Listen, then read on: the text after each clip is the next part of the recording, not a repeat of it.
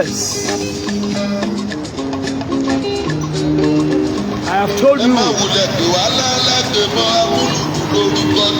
Owo is a great ancient city. Purposely because of all the unintellectualistic misdemeanor going on within the town. I told you, Rome was never built in a day. Nobody has the autonomous right to build Rome in a day. All the ugly shenanigans going on in our kingdom, you will discover that our amiable Kábíyèsi, Ogwaloye, Odigo, Okunwarabaribi, the audacity of... Yes, purposely because happiness went away for some weeks now in our kingdom. A lot of unintellectualistic problems started going on in our kingdom.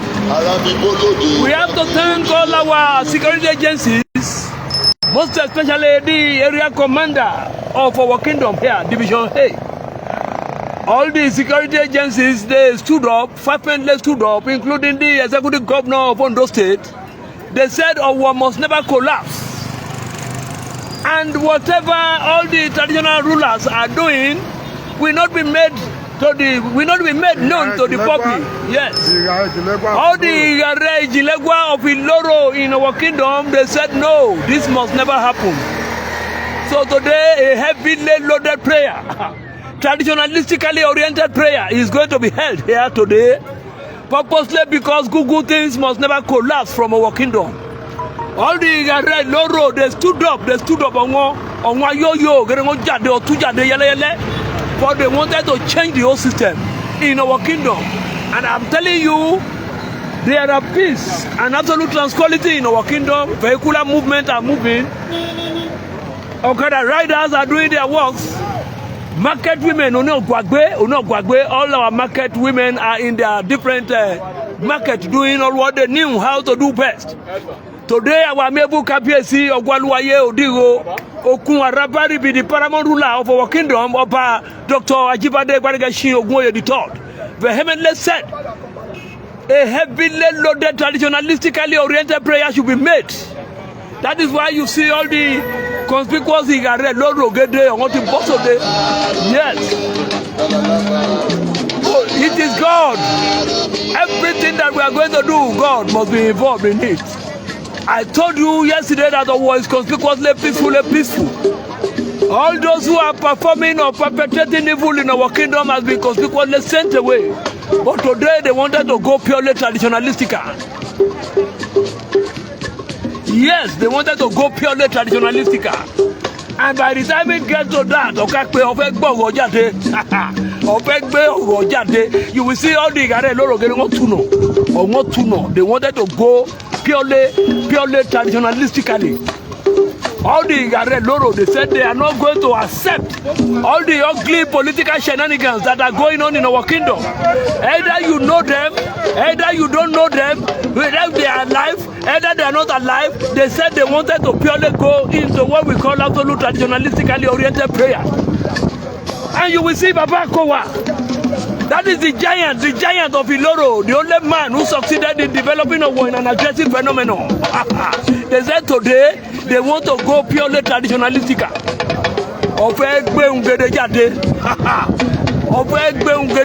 They want to change the whole system. All those who are conspicuously perpetrating evil in our kingdom, they said they must go away. Yes.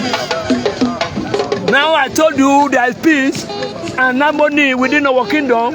Vehicular movements are going on. There are no cataclysm, no topsy-turvy. There are nothing like what we call ugly political shenanigans any longer in our kingdom, purposely because of all our aged traditional rulers. They have deliberately decided to come out on Otimori Bari, and they wanted to go purely traditionalistic today. Yes, you will see the arrival of that village loaded Kábíyèsi Otigbagadabai, Agadabai, yes. Ogbagadabai, Adadabai, Ogbene. That is the heavily loaded Ogwaloye, Odigo, Okunwarabaribi, the audacity of hope in our kingdom. who deliberately. Yes, he said he wanted to perform that. Kábíyèsi,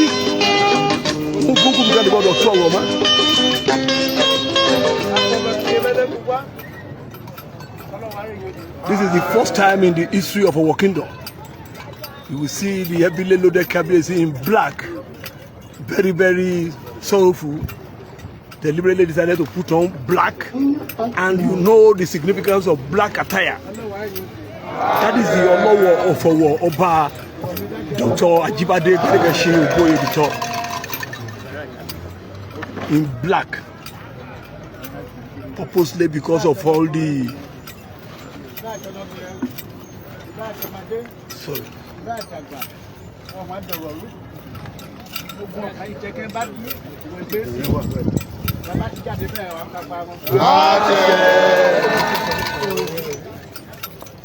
Hello.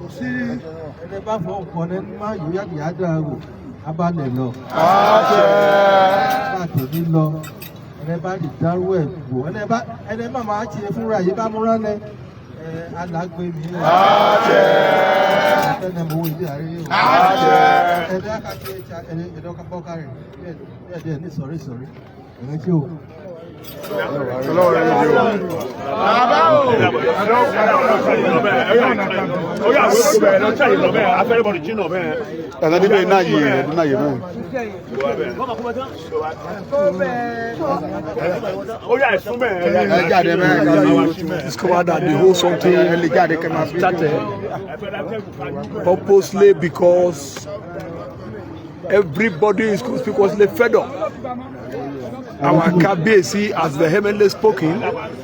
He said they wanted to go purely traditionalistic. You will see there are Loro over there. There are Loro there. They are very, very unhappy.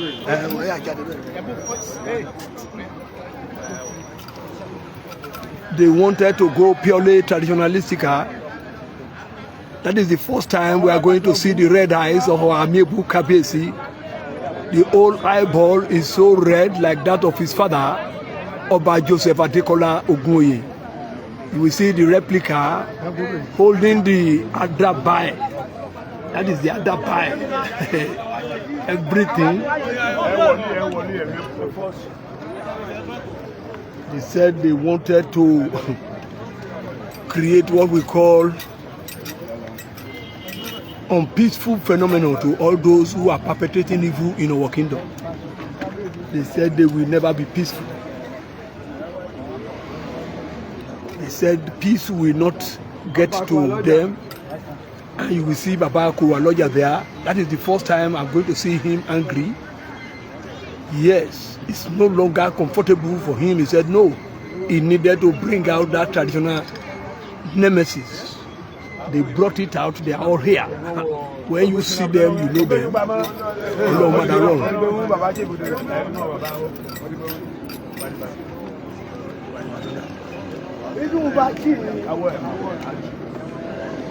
We are live at the Owo roundabout. That is Okemako in our kingdom, the first of its kind. We have Okemako here and Okemako in Ibadan. These are the yellow jars. They have virtually started the whole scenario here. They said they wanted to go purely traditionalistic, so that all those who are perpetrating evil in our kingdom are going to be demolished. Initially, they wanted to take it softly, but it is becoming unbearable. They are all there. They wanted to go purely traditionalistic now.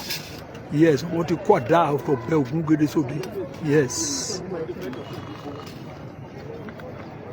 Thank all of you that are physically involved and those who are spiritually involved.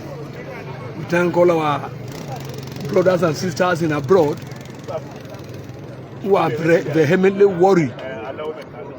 You will see our amiable Kábíyèsi over there for the first time in history, putting on black attire.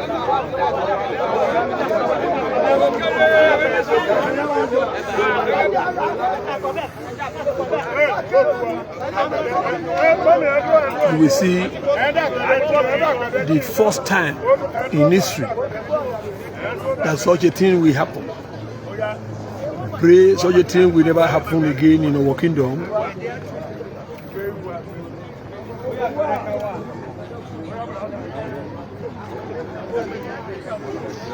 They decided to bring it out.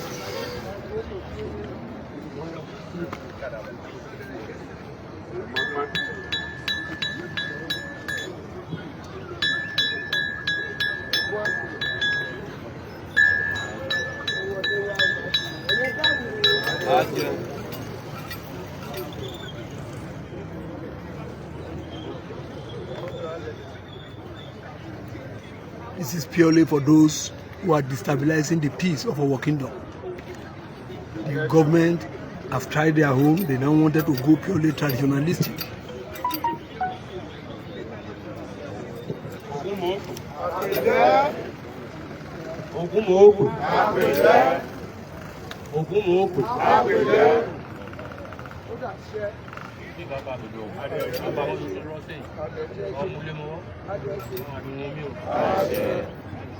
Ajibade,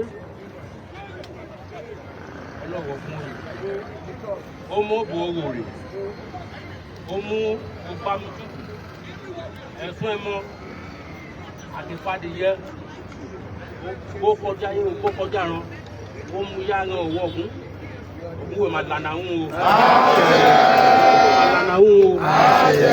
Ògún máa lànà ń o. Ọ̀pá Samuel kọ́kẹ́ màdó Samuel kọ́kẹ́. Màdó rọra màdó rọra rí i. Ó yá mú yá ran ọwọ́ ọ̀gún. Oye tó ọmọ yẹ tọwọ́ ọrùn yìí. Ògún bá máa lọ ọmọ àdọ́wọ́ ẹ o. Ẹ bá náà wọn, ẹ bá tọ̀ wọn anẹ̀nẹ̀ dọ̀wọ́rú. Ògún tó kà á pa wọn. Ògún tó ti wọn jákàjàká o. Ògún tó ti wọn jákàjàká o. Lọ́n rọ̀ràn. Rọ̀ràn bá wọn. Ẹ bá àtọ̀ wọn yẹ bẹ́ẹ̀ ń gbó. Lọ́wọ́n pàbọ̀dé wá. Lọ́wọ́n rì bá wọn.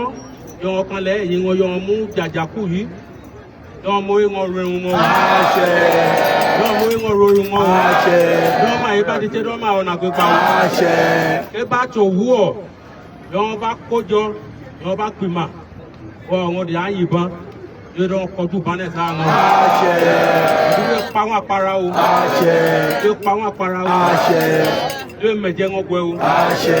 Obìnrin ẹ̀mẹ̀rẹ̀ yìí o.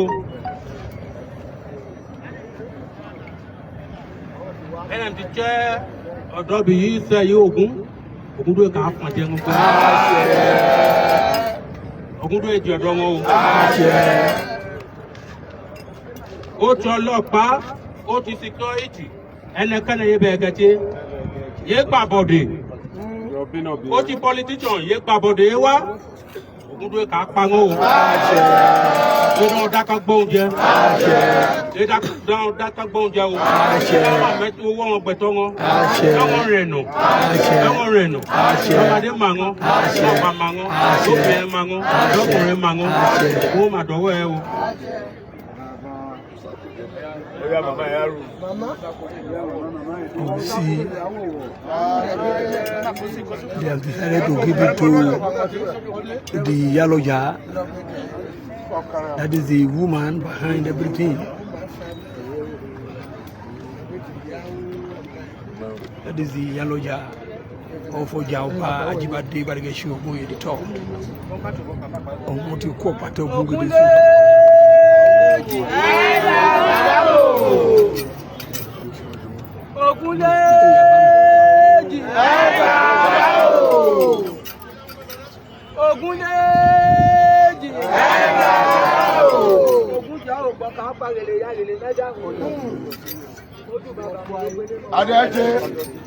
Ogun ìjọ òjò ìdúró lọ́wọ́ yọ. Àṣẹ.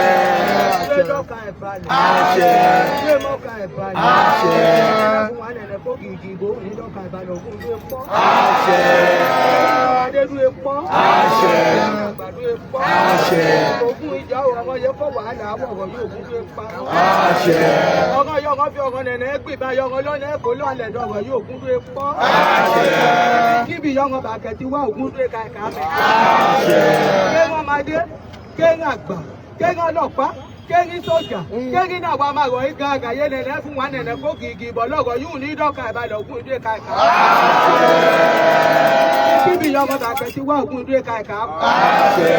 Ó ti ẹ̀ ngà wọn. Ó ti ẹ̀ ngà wọn. Ó ti ẹ̀ ngà wọn. Kíbi yọ ọmọ bá sáwọ̀ pátá màdìdọ́rọ̀ dè wọ̀. Kíbi yọ ọmọ bá sáwọ̀ pátápátá màdìdọ́rọ̀ dè wọ̀. Màdìdọ́rọ̀ dè wọ̀. Dáàkà ni wọ́n. Dáàkà ni wọ́n. Dáàkà ni wọ́n. Dáàkà ni wọ́n. Ẹ̀dàgún nẹ̀nẹ̀ dọ́ka wá bá dálẹ̀ dọ̀rọ̀ yóò gún dé kàkà jù. Ọ̀gún nẹ̀nẹ̀ dọ́ka máa dé balẹ̀ ọ̀nà ọ̀kà bá dálẹ̀ dọ̀rọ̀ dé kàkà jù. Ọmọ náà yọ ọmọ wọ̀dí. Ìjọba yá bólú nínú ọdún yìí. Ibi ìjọba bá ti wá òkú kàkà mọ́jì ẹ̀. Ọmọ rán. Yáyé ni wọ́n àwọn. Òkú ìjọ ò má dún tọ́ máa dòdò. Máa dún jàgbàdo. Máa dún jọmọ lọ́dẹ. Máa dún tọ́ máa dọ̀pá. Máa dún jàgbà padà. Rọ̀ gédégédé wá. Aláwo náà yọ ọmọdún pọ́wọ́ tán lọ́wọ́ yóò dún èlú rọ̀ wọn. Àṣẹ. Ọmọ ẹlẹ́gbọ̀n òkùnkùn. Ìyá ọ̀hún dàbí bẹ́ẹ̀rù yìí. Ògùn ìdè kàkà pa. Ìjọba ti bá bọ̀ náà yẹn bàmá ti gbọ́ ògùn ìdè kàkà pa. Kàkà mọ́tì ẹ̀ nà. Máàmá dúró wọn rán. Kíbi ìyá ọmọ sáti pátá. Láti wọn ká tú. Láti wọn ká tú. Láti dúró wọn rán. Láti dúró wọn rán. Láti òní lọ o. Ẹ̀rọ náà fún wa lẹ́nu kó wàhálà wọ̀ ògùn ìdè pọ̀ o. Ẹyẹ kí àṣẹ. Àṣẹ.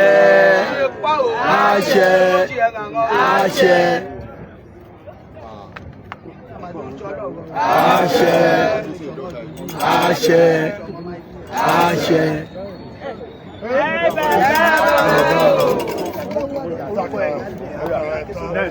Thank God. The whole thing is a gradual process. So Baba Danibo, we needed to be calling them one by one because women have virtually done the best.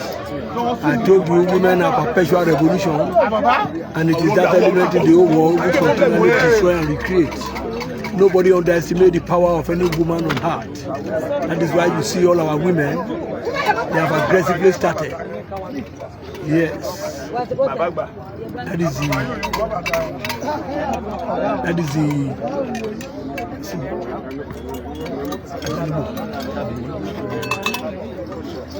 Olosha. These are the Olorishas. Baba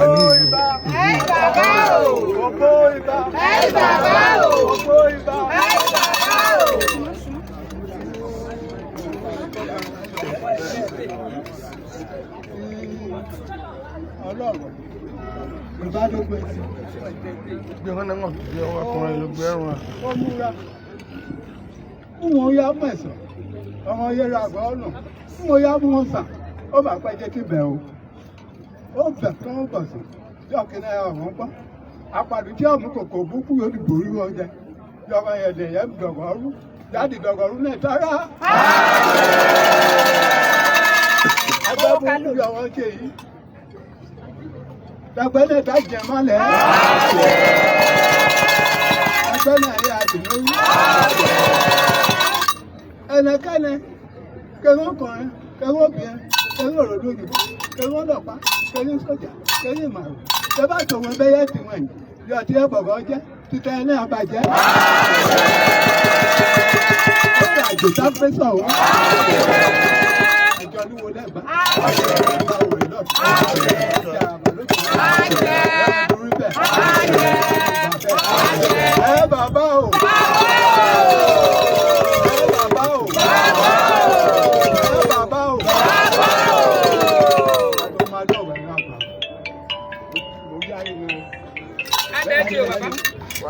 Ibi tí Ajibade yìí, ìtẹ́ ẹ̀ àjòrò bàbá. Ojú àyàbá gbéjà. Àyàbá gbéjà. Àwọn ẹlẹ́bọ̀ lóògùn wọn àyàbá gbéjà. Ọgbọ́talẹ́ àdọ́dọ́wọ́ ẹ̀. Olùkọ́ ọdọ́wọ́ ọmọ ẹlẹ́kọ̀ọ́lù. Oṣù àwọn ọmọ dọ́kítà tó ti bá lọ́lẹ̀. Lójúbẹ̀ ìwé dùdù. Lójúbẹ̀ ìwé dùdù. Ìdọ́kà balẹ̀ bẹ́ẹ̀. Ogboyè. Ogboyè. Ogboyè. Lẹ́dùrí bẹ́ẹ̀. Lẹ́dùrí bẹ́ẹ̀. Lẹ́dù bàbẹ́. Ọmọdé kàyà gbọ́. Àgbéyà gbà. Yá màtúmọ̀. Wọ́n náà jàrọ̀ gànjọ́. Nígbà wọ́n rẹ̀. Ẹ̀rú wa bọ̀ lọ sílẹ̀.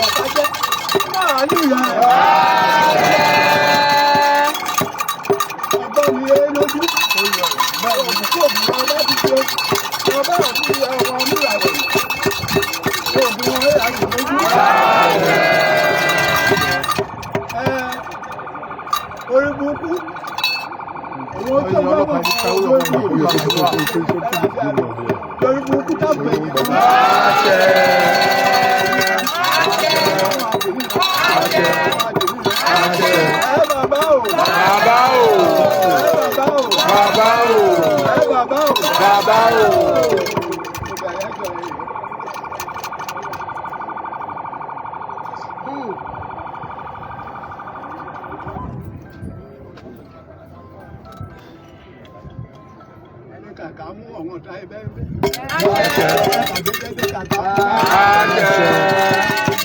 Ṣé kàkà fún ọ̀dọ̀? Ọ̀dọ̀ wọn náà ṣì bọ̀. Ìgbìyànjú bá kò dé sọ́wọ́ pa ẹ̀bùn. Báyọ̀ fún wọn lọ pẹ́pẹ́.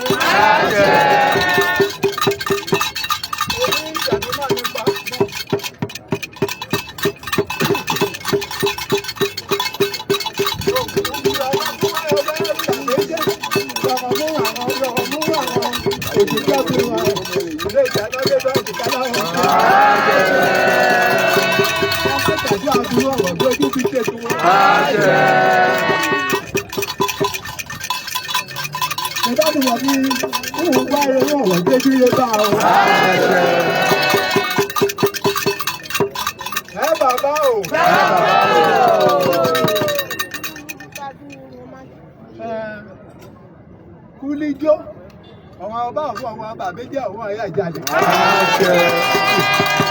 Ajàpè tábù ọ̀rọ̀ ló fi máa ń bọ̀.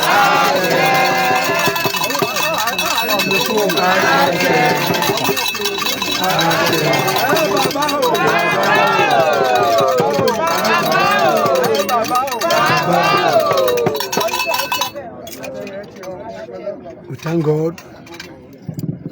Thank God for the cooperation of all the people. The whole something has gradually started. All the Ukoju Olowo, they are about to Ukujuagwa. They will come out to do the necessary traditional rites. Aneru Muhammad, Alaji Aneru Muhammad from Abuja, thank you for joining us here. God will elevate you the more. Opanyoju Folashade, thank you for joining us. Jumoke Oke, thank you for joining us. Owo Land, that empowered police officer, God will bless you. Thank you for joining us. Gbemisola Lawal, thank you for joining us. These are the Ukoju Olowos. I told you they are all women. And women are usually a perpetual revolution. It is that element in the whole world which continually destroys and recreates. Nobody underestimates the power of any woman on earth. That is why they said they are going to trash it out with all those unintellectualistic people in Owo Kingdom. For the first time in history, we see our amiable Kábíyèsi putting on a black attire, purposely because of all the misdemeanor perpetrated by all these compounded non-entities.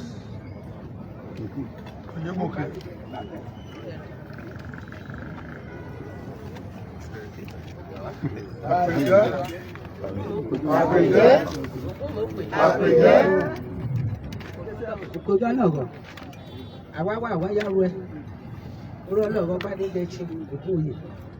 Bẹ́ẹ̀ni àwa ti yárò ẹ̀yìn pé dòde rọrùn. Àpẹẹrẹ báyìí yóò kùn yín bí èdùnkùn tán kó. Bí èdè bẹ̀rẹ̀ ọ̀ràn wẹ̀lẹ̀wẹ̀. Bí èdè àgọ̀fẹ́ náà yìí dùn tu ara. Àtòun àtòyé bọ́ ọ̀chà àgọ̀fẹ́ náà yìí dùn rọ̀ wọ́n rùn. Lọ́kàn ẹ̀ balẹ̀. Lọ́kàn ẹ̀ balẹ̀. Lọ́kàn ẹ̀ balẹ̀. Inú jẹ dúró mọ́ o. Iná ẹ̀dán o. Wọ́n máa kéde kó lọ́kàn wọn balẹ̀. Lọ́kàn ya ẹ̀ balẹ̀. Lọ́kàn ya ẹ̀ balẹ̀. Inú àrùkù dààmú. Inú àrùkù wàhálà. Inú àrùkù ìṣòro. Inú àrùkù pọ́njú. Inú àmàdúró pọ́njú o. Inú ìlú òtí gbẹ́ngbẹ́. Máàdúró pọ́njú o. Máàdúró wàhálà o. Lẹ́nẹ̀jọ́ ti yàrá ẹ̀yìn Gbadegesin Ogunoye. Èdùgbòdò èdùtọ́. Èdùgbòdò èdùtọ́. Jáde pọ́rí ẹ̀. Àpẹẹsẹ̀. Ìbẹ̀rẹ̀ ẹ̀dùn dàbẹ́rẹ́. Ìdàgbéyà òrùn. Lọ́kàn ẹ̀ balẹ̀ o. Lọ́wọ́ yìí rọ̀ ọ̀ràn o. Lọ́wọ́ yìí tòrò. Lọ́wọ́ yìí tùbàdù tùjẹ́. Lọ́wọ́ yìí tùbàdù tùjẹ́. Ó wá nìsín wọn náà ìwọ ogun ó yá ya. Ó yá ya. Ó yá ya lórúkọ iye mi. Iye yóò bí mi. Mo kún lérà péré ẹ̀. Ti yá tukù jù Bọ́lá Àjàdé àti bàbá Fàjádé gbé ọmọ anẹ́rẹ́ Fámakẹ̀wá ojú bá gidigidi wọn bàbá màmá ẹ̀kọ́ ẹ̀gbọ́n àjèyẹ mi yóò ti tukù jù yìí dí mi ìjẹ yóò ti jẹ́ olórí dí mi ìjẹ ojú bá wọn. Mo dúró lórí orúkọ wọn mo gbóhùn wọn mo yá mu fọ̀ mo yá ń bògún fọ ògún ẹnikẹ́ni ènìyàn kéènìyàn lọ́kùnrin lóbìnrin lọ́mọdé lágbà láìgbó lọ́dọ̀ bí bá ti fún wa bọ̀wọ̀ ẹ jẹ́ tọ̀wọ̀ yà bọ̀ bí bá ti fún wa bọ̀wọ̀ ẹ jẹ́ tọ̀wọ̀ bọ̀jà bí bá ti fún wa ràgọ̀nà tọ̀wọ̀ rà bí bá ti fi ọ̀gọ̀ gágágágá yóò mú sojú kọ́ yà ẹkún mọ́ rà nù tọ̀wọ̀ yà rà nù ẹnikẹ́ni ènìyàn kéènìyàn yìí kẹ̀ jẹ́ bẹ́ẹ̀ni kẹ̀ dúró sí olúlu ni àlejò ní olúlo yàgbébọdé àlejò yàgbébọdé èsì tọ́nà máa yà gbà wá sùdú ọmọ ní gan ti kálá ní gan yàgbébọdé tó ní ògùn bí emu òbí ká dúró sọ̀nà ilé mẹ́nẹ́nẹ́ ìlú emu jẹ ilé mẹ́jẹ ẹ̀gbẹ́ yàgbébọdé wọ̀gọ̀ yìí ògùn ní dọ́ka Jíbádé balẹ̀ ògùn bí ká mẹ́jẹ ẹ̀gbẹ́ ká mẹ́jẹ ẹ̀jọ́ ká mẹ́jẹ ẹ̀jọ́ mi ògùn ìyá kan bí ọpẹ́ ọ̀pá àjàkadì olómi sílé fẹ̀jẹ̀ wẹ̀ òláṣọ sílé fi màkì màbúra ẹnìkan ènìyàn kẹ́nìyàn yé bá ti jẹ́ máa pa náà lọ́rọ̀ yìí gangan bí ọ̀rọ̀ yìí àìkú mò ń ra nù kíkà Jíbádé ìtẹ̀ ká ra nù. Túlẹ̀ ìranù dọ̀nà ìranù. Túlẹ̀ ẹ̀kọ́dù dáadáa lè dẹ́kun. Lọ́gùn ìran àgbára lọ. Lọ́mà rí ìran ẹ̀. Ẹ̀pẹ̀tà lè dẹ́kun. Ọmú ọ̀fi ọ̀rọ̀ yìí ọmọ yìí wà yìí yóò sọ̀rọ̀ yóò sọ olùgbò làdúgbò tí kò tù yìí. Yé eyín bá pàwọ̀pàwọ̀ yóò ní sálà lẹ́jọ́ sáyé yóò máa rí bòtù kàtùkà mọ́ kàbálẹ̀ yìí yóò wọ́n fi ọ̀hún jẹgbẹ́ ọ̀hún jẹgbẹ́ ẹgbẹ́ ọ̀hún jẹ ẹ̀ sọ́nà yà mú wọn ẹ̀ sì tùkàtùkà yóò yà bẹ̀rẹ̀ ọ̀fọwọ́ wọn ògún dúró kà á bẹ̀rẹ̀ ọ̀fọwọ́ wọn ògún dúró kà á bí wọn wọ̀ ògún dúró pa wọn dúró mú wọn jẹ dúró pa wọn àpá ẹ̀jẹ̀ dúró pa wọn dúró làwọn ọ̀gá ẹnikẹ́ni ènìyàn kéèyàn yìí kẹ̀ jẹ́ yóò mú iye báwọn fún ọ̀wọ́n ọmọdé náà ẹ̀ǹgà yìí wọn á ka lo wọn bẹ́ẹ̀ náà yọ ọ̀dọ̀ yìí wọn á kó wọn wọn á kó wá wọn á kó wọn nígbà wọn rí ìmú kàtú jẹ́ kẹ́bà àti kó wọn tó ẹ̀ dárí ìgbà ń wọn àgbà kẹ́bà àkó wọn tó kọ̀ wọn bẹ́ẹ̀ mú tu jẹ́ sáyè sí ìṣàwọ̀ wọn màmá bá wọn yọ bá ti kó wọn fi ọmọ sí ní ìkó alẹ̀ o èèjò ní èèjà náà èèjọ náà yé èèjọ náà mẹ́ta ẹ̀ ti rìn mọ́ yọ wọn ti kútù yìí yọ síbẹ̀ wọn yọ wọn má ti gbẹ̀bẹ̀ bẹ́ẹ̀ náà ti bẹ̀ wọ́n yọ máa ti gbẹ̀bẹ̀ yìí ògún dúró ká ìwé fún ara ìwé ká bẹ̀ wọ́n dúró méje.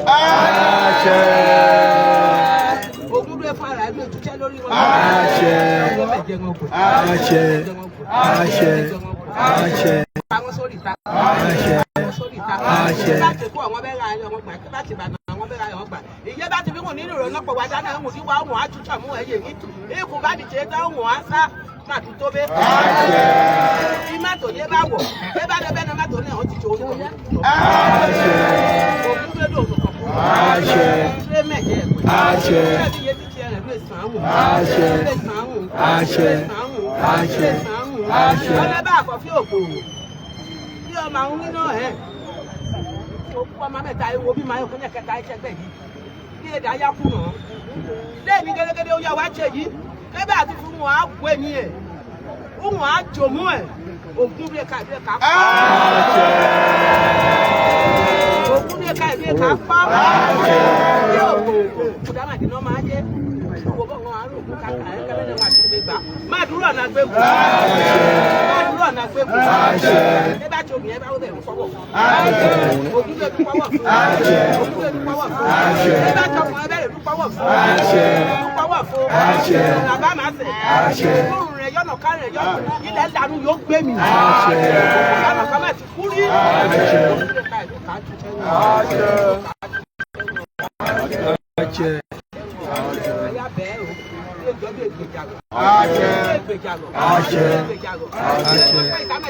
pátápátá bí ègbèjàgọ ìtàmẹ́ta rọ̀ yé mọ̀ pátá bí ègbèjàgọ sẹ́nikú mẹ́rin fẹ́ fà yé mọ̀ nàgọ́ bí ègbèjàgọ ègbèjàgọ gbé o láyọ̀ tí wèé ọ̀gbọ́n màmú wọ̀gọ́ o ìlú gẹ́gẹ́gẹ́gẹ́ pátápátá òun àwọn àmàtí inú yìí o bẹ́ẹ̀ náà yọ̀ngọ̀ oko máa ń wọ yọ̀ngọ̀ tíkálá wọn ò gbé máa rà lọ́wọ́ yìí yọ̀ngọ̀ fi ọ̀wọ́n àsọ̀rọ̀ ìdọ̀nà yóò jẹ́ òfin ẹ̀dì sóyà ṣe wọ́n fi ọ̀gọ̀ wèrè ọ̀sáka wọn ni ọ̀nà yóò fún wàhálà nígbà yóò kúndé kàrà nù. òkúndé kàrà nù. òkúndé kàrà nù.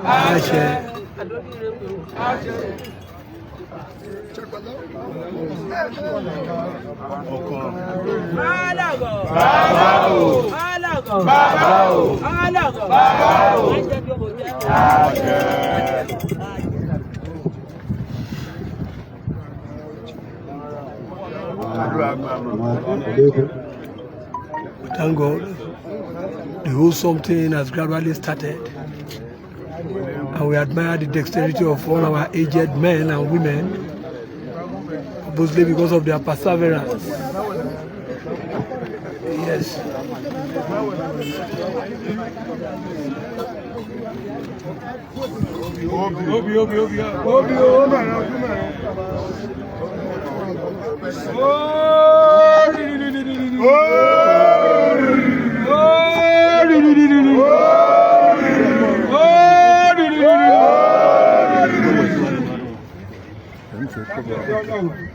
Wá jẹ́ pé o pé ní irú ìdààmú ọkàn á balẹ̀ ẹni bá fi wọn á dùn lú mọ́wọ́ ẹ ọ̀rọ̀ àbúkú bá a pé ní irú ìdààmú o bàbá ojú òbíire yìí ayé ní kò jọ̀wọ́ ayábíire yìí ayé ní mọ̀ yẹ atọ́kùnrin atóbìnrin yọ ọ̀ngọ́ fi ọ̀ngọ́ fi fún ọ̀ngọ́ ọmọdé nẹ̀ngà yọ ọwọ́ yọ ọ̀ngọ́ yẹn ń tọ̀wọ́ rù yìí ọ̀ràn àbúkú bá wọn gẹ́gẹ́gẹ́ wọn yìí bá ti tì mà sí ọ̀ngọ́ ìpọ̀wọ̀ yìí jẹ́ kò bá já bọ́ sọ̀rọ̀ wọn wọ́n kú pa máa ní bọ́tù eégún máa lọ́ba eégún máa láàsù eégún máa lóyìn eégún aré ìjìgbọ́n bà mí ọmọdé jù bá gba ẹ̀dùn rúbí gẹ́gẹ́gẹ́ wọn yìí bá ti gbèrò burúkú nínú ara wọn tí ìkù ọlọ́gbọ́n náà yìí gan dúkìá ọmọ àwọn ti wọn àmọ́ ẹ̀yìn bò sí wù ú gẹ́gẹ́gẹ́ wọn yìí bá ti gbèrò burúkú bẹ́ẹ̀ ọ̀ràn burúkú bá ọ̀ràn mẹ́ta yìí bá pẹ̀ta eégún wáyé dùn mà nọ́nà ọ̀ngọ́ yìí kutu ńàyọ̀ ọ̀ngọ́ àti nọ́nà ara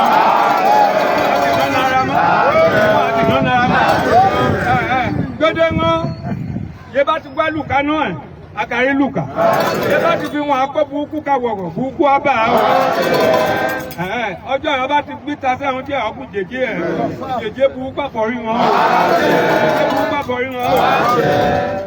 ìyá yòókù yóò tọ́ ọ̀rọ̀ yìí tún ẹ o. That is a jigba for you. That is a jigba for you. That a village loaded traditional nomenclature. Yòókù yóò tọ́ ọ̀rọ̀ yìí tún ẹ. That is a jigba for you. Yọ̀pẹ́ síwájú kí n bá gbé tẹ̀yìn máa dún wọn mí. Yọ̀pẹ́ síwájú kí n bá gbé èyìn máa dún wọn mí o. Gédégédé wọn yìí bá ti náwó súnfún iná yìí ibù kú kà bá wọn o. Ìhùn níbẹ̀ ikọ̀ bá ti wé tẹ̀sẹ̀ ìwọ̀n tó léwọ̀n yá bí yà á nà wọ́n mọ̀ wọn. Àtòwọn àtọmọ iná ìtọ̀ wọn nà náà. Kábíyèsí wà nù kó bá iná ikú o. Ní irú dààmú o. Ní ikú ọmọdé o. Eégún máa lọ bá gédégédé ọ̀hún ti àdúrà rẹ ẹ̀wọ̀n ní kú ọmọdé o ọkọ̀ wa náà àtòrò ọkọ̀ yìí òun ọ̀mú pa ẹwà àtijọ́ kọ́ àti gógó eré àlọ́ òyìnbó ọjà kádùnbé ó jọ náà yóò dín àjẹ ọjà kádùnbé tó rọ́gùn ọ̀yìnbá ọ̀hún jẹ́gẹ́dẹ́ yìí ọ̀dẹ̀rẹ̀ ọ̀nà wá má ẹni bá ti fi wọn nẹ̀nẹ̀ dàbẹ́rú púpọ̀ bá a.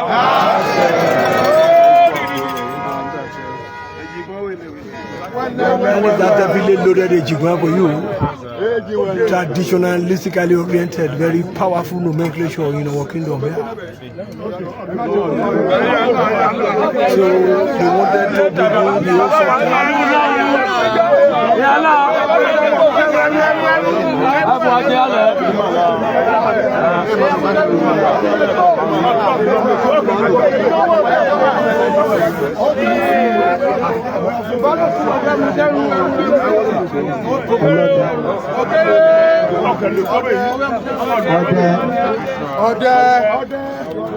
all the hunters in the town, they want to invite all the hunters, and you will see the Olowo there, very powerful nomenclature. He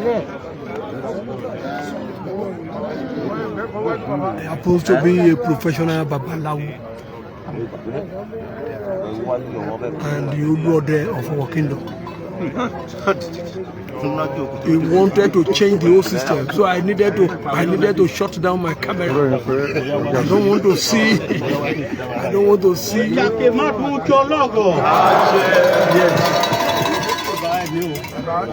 ọlọ́rọ̀ mo ti bá ẹ bàbá ní sàmókùn yóò kọ́ di olú ọ̀dọ̀ ọ̀rọ̀ gẹ́gẹ́ mo ti bá ẹ àṣàrè látúkà mo ti bá ẹ mo ti bá bàmí ọjà péré o. Ògún ó mà dọ́wọ́ ẹ̀ ni ayé á pa orúkọ yọ ọ̀pọ̀ ògún arìnà pa orúkọ yọ ọ̀pọ̀ jápọ̀ mi ajídẹrùn orúkọ yọ ọ̀pọ̀ sáìn malẹ̀ àtàgẹ́gẹ́ gbẹ̀jẹ́ amúlòkùn ọ̀kúkọ̀ àdìgbò dídí bàbá gbà ń yèyé gbà ń agùdùkù má lọ́jà mo ti bá gẹ́ o ẹ̀gẹ́ ìyá mi ẹlẹ́yẹ ìbá gẹ́ ní ìbá kọ́dá ayé ìbá àjẹ̀dá ọ̀run olùlànà mo ti bá ẹ o wọ́n lànà ní mi yókò yó mi mo ti bá ẹ wàyí Ògún ó mà dọ́wọ́ ẹ ọlọ́gọ̀ yé nàgọ̀ ọ̀ abẹ́rì ẹ̀ tó gún gẹ́gẹ́ ọ̀gọ́ yé gẹ́lẹ̀ yìí yọ kúrọ́ ọ̀gá yọ̀wọ̀n gbá burúkú ẹ̀ ti burúkú abágan látò nílọ ọ̀nà kó Ògún ó ṣe é ń gẹ́gẹ́gẹ́dẹ́ láyé Ògún ó ṣe é gẹ́gẹ́ ọ̀gọ́ yé pààyàn àgọ̀ yé ẹgbẹ́ náà mú pọ́ rẹ̀ pọ̀ torí kankan ewé dájọ́ gan wàràwàrà bẹ́ẹ̀ ọmọdé tó kó ètì sàn bọ̀ òní wọn pọ̀ ọ̀la wọn pọ̀ ẹsẹ̀ òun ọmọdé mú pòkúrọ̀ etí ọ̀nà torí ọjọ́ ìjẹ́jẹ́ náà mú rògbò yé bá wá sáyé jẹ́ ẹ padà àtọ̀rọ̀ yólúbi bá ti wá sáyé jẹ́ ẹ padà àtọ̀rọ̀ bọ́bá rẹ̀ nẹkẹ́nẹ kébẹ́ sponsor látùlú òyìnbó kébẹ́ sponsor látọ̀rọ̀ kẹ́hìn bá kíkọ́ tutù lé ẹ̀yàn máa ń kẹ́hìn bẹ́ yẹ múná bò kẹ́hìn á púpọ̀ rọ̀. ànàmú ìtọ̀gá àbátí alágẹ̀má bá dá òun ìjàké gbà á yìí bá ti ké ẹ̀yìn bèèrè náà yìí bẹ́ bínú sí ọwọ́ ètèjé ń pa àmọ́wọ́ ẹ̀jẹ̀ rà. ògùn ó lànà ńlá lára ó lànà ńlá jẹrù ó lànà ńlá òrògbó àga ọ̀wọ́n rí tí wọ́n ti ọlọ́rọ̀. torí mo kéwú ẹ̀jáwo lálẹ́dẹ́ mo kéwú ọgọ́nà fọ̀tàn òun ó jáwo ń wọn lálẹ́dẹ́ ìdìmọ́rè òun ó jáwo ríwó àìtẹ́bòkùn ìwọ ọlọ́rọ̀ tó wá ń jayé o ayé mi kò dọ́wọ́ ọ̀ní gbára ọ̀rádàn ọ̀ọ́dún ọ̀nà mẹ́ta orí ẹ̀ ní gbàbọ̀dọ̀ wọ́n bá àárọ̀ ọ̀gbọ́n yìí mú lóyìnbó yìí mú ọ̀rọ̀ bẹ́ẹ̀ yìí bẹ́ẹ̀ sponsor wọn yìí bẹ́ẹ̀ ìbọn rí wọn ọ̀rọ̀ òkú ọ̀wọ́n akalẹ̀ olé ọ̀wọ́n akakó. ẹnẹkẹ́nẹ bẹ̀ẹ̀ jẹ́ wàyí o ẹ̀yẹ yọ ọ̀dì rẹ̀ǹtù lí wọn ọ̀rọ̀ rẹ̀ǹtù lí wọn ẹ̀yẹ yẹ rògbò rí wọn kéde ẹ̀yẹ yẹ rì kátẹ́jì ń wọn tẹ̀gá kú kúdẹ̀gẹ̀ kú wàyí ọ̀gọ̀ àtẹ̀gọ̀ àwọ̀ ọlọ́gọ̀ Ajibade Gbadegesin ọlọ́gọ̀ yé nàgọ̀ wé àríwá àlà ọ̀gọ̀ yá tutù ń wo ọ̀gọ̀ yóò ti bẹ̀rẹ̀ sí tutù látò nílọ yé bá náà jẹ́ ń lé àkìkọ̀ bá já ọdẹ rèé yé bá náà jẹ́ ń nánà ẹ yé bá fọ́dàdúrà yìí má gbà ní òrẹ́ bá ti tukuli pọ̀nà àmọ́ àgẹ̀dẹ̀ yìí ẹ̀gbọ́n náà burúkú ẹ̀pẹ̀ pọ̀pọ̀ kẹ́nẹ́ náà náà ẹ̀gbọ́n náà kọ́ ẹ̀ngẹ́ ọ̀gá ẹ̀ ò lò ẹ̀ngẹ́ ọmọdé ò lò àwa yóò ti ró náà ẹ̀ngẹ́ yóò ti lùkà náà ẹ̀ngẹ́ bẹ́gbẹ́ngẹ́ ró. tí òbí náà yóò sọ̀pọ̀tì yóò tsọ́dẹ́ ní ó jáwó ní ìyúkúrú yóò bẹ́ ga kébẹ́ sọ̀pọ̀tì kóòtù náà èdè bẹ́gbẹ́ ró.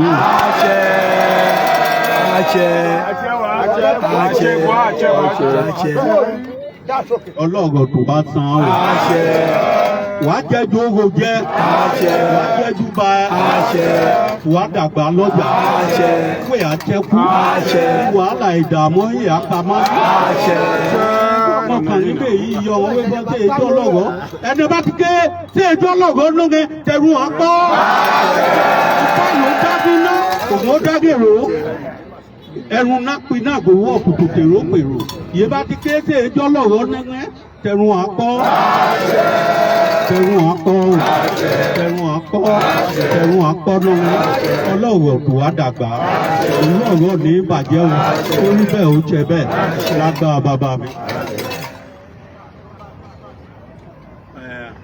látòní lọ kèpè bẹ́ẹ̀ di mú wọn àwọn èjọ kùnú ẹni bá nẹ̀nẹ̀ gbìbọn ẹ̀dùn ògún mọ́ ẹ̀dùn pèlékúté èpè ẹjà yìí o ẹnẹ bá àdìnẹ̀nẹ̀ dá ọkọ̀ ọlọ́gọ́ tí ọlọ́gọ́ èdè agbìbọn ta lọ́dẹ mo bèrè ọwọ́ gẹ ọlọ́gọ́ èdè commissioner police òun dè area commander ẹni bá nẹ̀nẹ̀ dá ọkọ̀ ọlọ́gọ́ ọ̀gọ̀ ẹ̀rùn àpọ̀dọ̀ rẹ̀.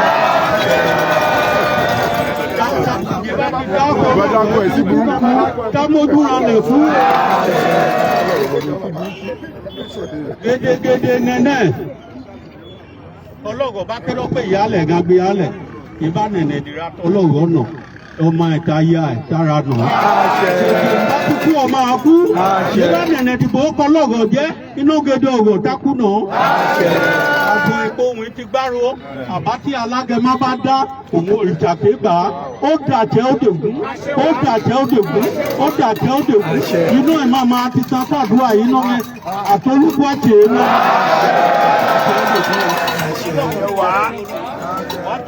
That is the Olowo of the kingdom.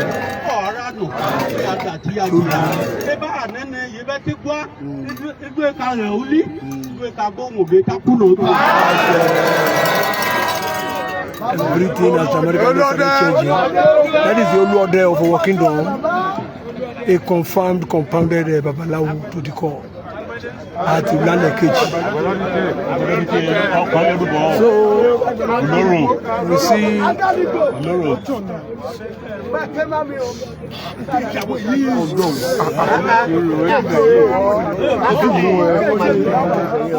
Okay, photo.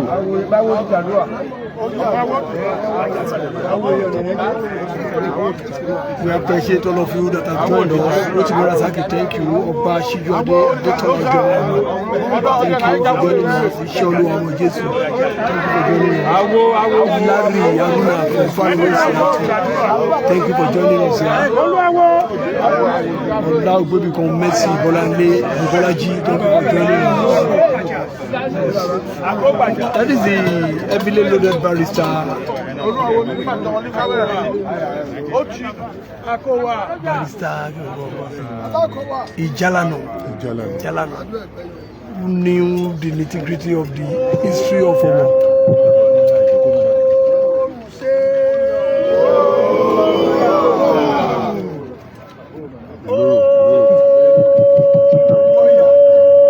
From the Loro.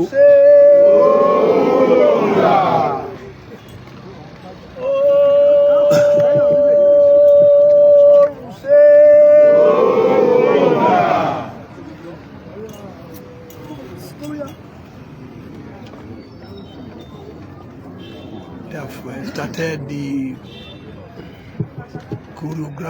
traditional choreographical phenomenon. I told you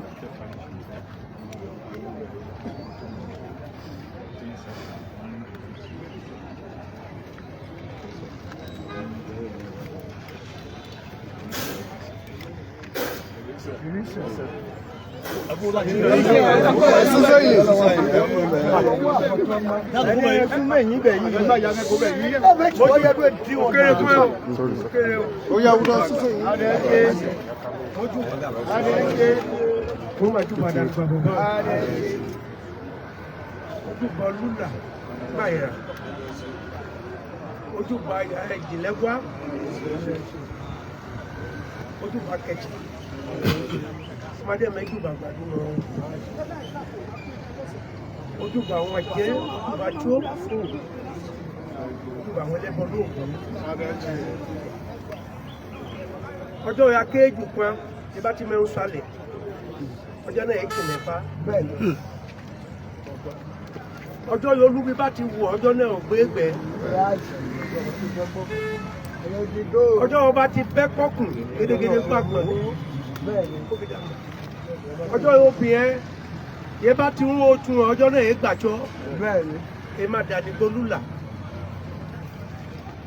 ń bá fọ̀ ní bẹ́ẹ̀ arí. Wọ́n lójú òun náà jẹ́ òun ò bóni. Wọ́n náà yún mọ́ rírin. Wọ́n náà yún mọ́ sẹ́ẹ̀kàn. Ikùn bá tó lé wọn amára kan. Ikùn bá tó lé wọn mọ́ rírin. Ikùn bá tó lé wọn mẹ́yìn lu. Ẹ àtọ́lé náà lù kú. Ẹ bá tí ọmọdé rè. Ẹ àdàgbà. Ẹ bá tí àgbàlagbà rè. Ọmọ ẹ àmú rẹ̀. Ure o, ure o. Bẹ́ẹ̀ni máa bẹ́ẹ̀ máa bẹ́ẹ̀. Yes. Yes.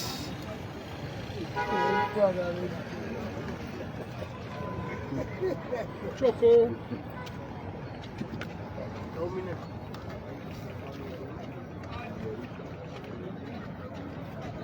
Adechi.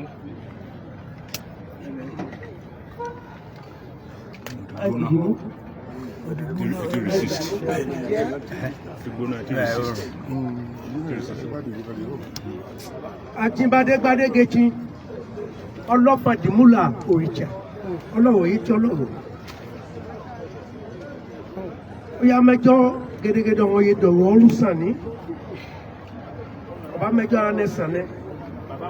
Àti kálá ẹ̀ tí wọ́n ara ẹ̀ kí. Akúdò gbogbo ọmọ ara ẹ̀ dá. Ó mà mẹ́jọ wọn sàn wọn sẹ́yìn o. Àwọn tó dòdò ọmọ ara wọn dá. Àwọn pọ̀ ọmọdé, àwọn pàgbà, àwọn pòbìnrin, àwọn pọkùnrin ẹbẹ́ náà pín náà rí. Ó yára, ó fi dára, ìyàwó afẹ́ ńlá. Ìsìnkàn ní. Wọ ìkìndó ìrà ìjìnlẹ́gbà ń dọ̀rọ̀. Akésẹ́dú èkóró ni. Wọ́n bẹ́ ń bẹ̀rẹ̀ àwé. Wọ́n bá lè ṣèṣe ẹ̀yìn òkùnkùn. Wọ́n bá bódó bòrí. Wọ́n bá ṣàgbọ̀n ẹ̀ sẹ́kọ́. Wọ́n bá ṣàgbọ̀n ẹ̀ sí Ìbàdàn. Kẹ́ bá ṣàkúrò àwọn bẹ́ ra. Kẹ́ bá ṣètò sí àwọn ra.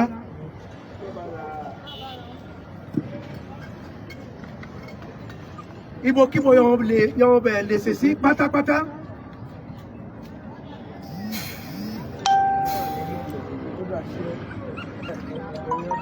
Ọgbọ̀bọ̀ yọgọ̀ a máa kéṣẹ́ ló yá kéwọn òde o.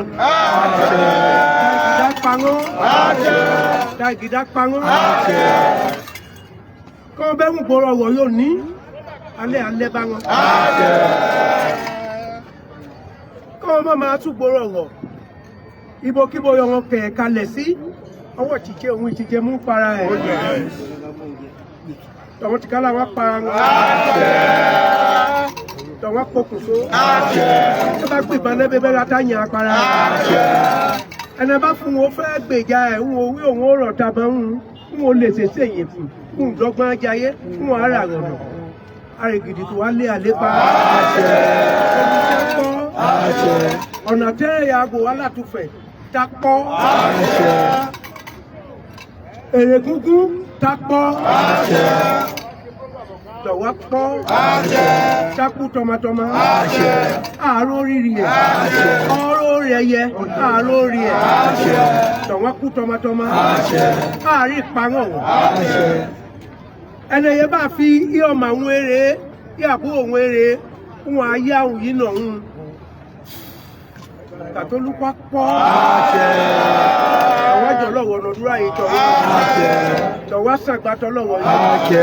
Ọmọdé ọ̀wọ́ adìkú. Àìsàn púpọ̀ àwọ̀. Fún mèremère, fún lúkàlúkà, òun akọ́ka wọ̀wọ́. Ọ̀nà ìjìnlẹ́gbà máa bá ń fọ bẹ́ẹ̀. Ohun tó bá ń fọ bẹ́ẹ̀. Èrèkún tó bá ń fọ bẹ́ẹ̀. Ọ̀nà tó yẹ àgọ́ wa bá ń fọ bẹ́ẹ̀. Tọ̀wọ́ sàgbàtọ̀ yìí o.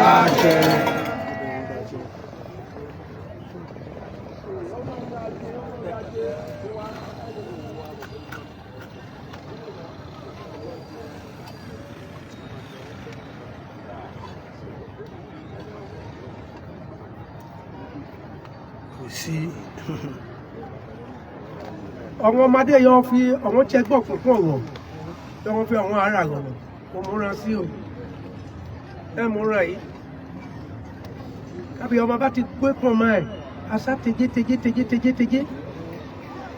wúrẹ́ tejé náà wọ́n múra sí wọn yìí o wọ́n bá lè ṣe sábẹ̀rẹ̀ àwọ̀ wọ́n lè ṣe sèkó on les essayer de waiting on the market.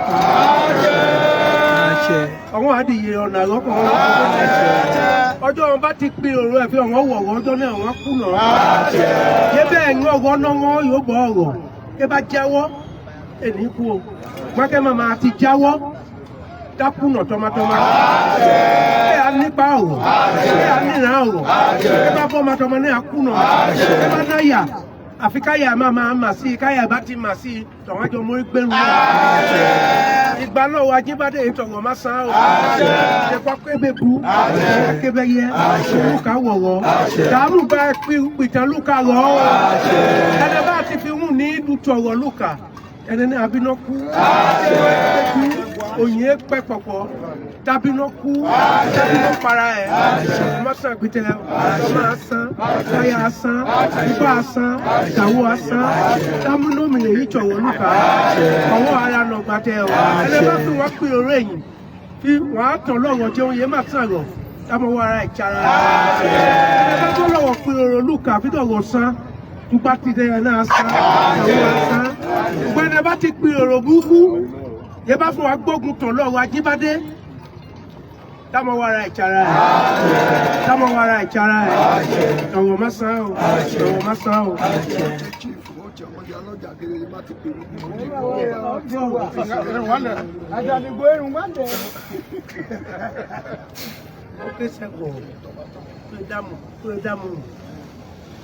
Àwa yẹn ń gbé pátápátá mo kìlọ̀ mọ́ ọgbà máa lóò sẹ́yìn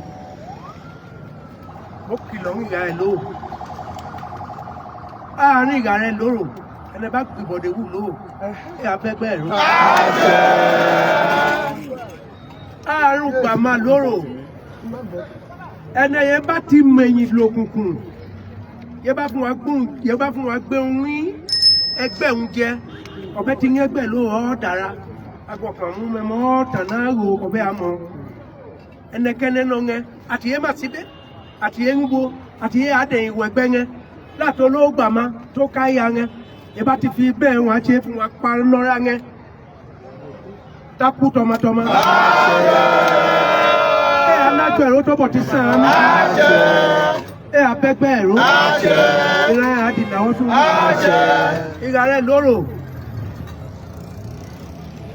ìlà rẹ̀ lóró akìlọ̀ ń wá sẹ́yìn ẹni bá ti fún wa gbìbọ̀dé sí lóró náà rẹ̀ wá ìlà rẹ̀ lóró.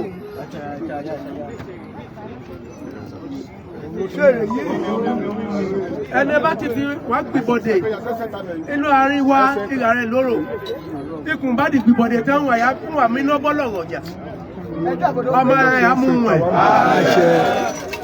ẹni bá ti fi fún wa tẹ̀ka sẹ́mọ́ ìlà rẹ̀ tẹ̀wọ̀n mọ́ ọmọ ẹ̀yà mú wọn àwọn bá ti kú akútúbátúbá ìgbẹ́ bá ti kú akútúbátúbá ìyá bẹ́ẹ̀ akútúbátúbá lọ́pàá pòye ẹ̀ láàrin ìyá rẹ̀ ló ẹni bá fún wa dọ̀tẹ̀ mọ́ lọ́rọ̀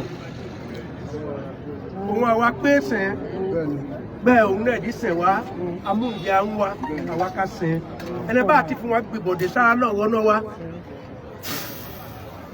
takú tọmatọma lẹ́nu àdànà ẹgbẹ́ yẹn ń lóró ló ti ró yẹ má joyè yẹ bá ti fi wọn gbìbọ̀dé wọ̀ lóò yẹ bá fún wa gbìbọ̀dé sára lọ́wọ́ yẹ bá ti fún wa lè ṣẹṣẹ yìí pàwọn onídọ̀wọ̀ san yẹ bá ti fi wọn àwọn yẹ ọ̀tá àwọn yẹ pọnà yìí tulẹ̀ akọ̀ ọ̀rọ̀ rẹ̀ yẹ àrò rẹ̀ ọwọ́ má san ọwọ́ má san ká pébé kú ká kébé yẹ tọmọdé àgbà tọmọ fọwọ́ gbé nìyẹn ọwọ́ má san lọ́wọ́ ọlọ́wọ́ arọ́run àìsàn ẹ àmọ́ àìsàn ló gbà ẹlẹ́dá yọ̀ nítorí ayé gbàtẹ́ yìí bẹ́ẹ̀ á ti gbàtẹ́ kárí ẹ bá ti yọ bẹ́ẹ̀ ọ̀run ti yọ ẹnẹgẹdẹ ti gáàrì ìwọ̀n òrùn bẹ́ẹ̀ á ti kíka sọ́lọ́wọ́ ẹnẹ bá fi wọ́n mọ́ ṣẹ́ bẹ́ẹ̀ yóò ní fún ààrẹ ayé àná ikùn bá tó lè sẹ́ wà mọ́ ìnà pán ikùn bá tó lè wà mẹ́yìn nà ikùn bá tó lè wà mọ́tẹ̀ nálẹ̀ ẹ̀ àtọ́lé náà Uli ajé ọdún. Ọ̀rọ̀ má sán o. Ọ̀rọ̀ má sán o. Ṣọ́dá wa kàṣe o. Ẹ máa dàní gbólú lánàá yìí. Ẹni bá fún òpin náà fún mọ́tẹ́bọ̀ ní. Iná ìpẹ́ tuntun náà kọ́.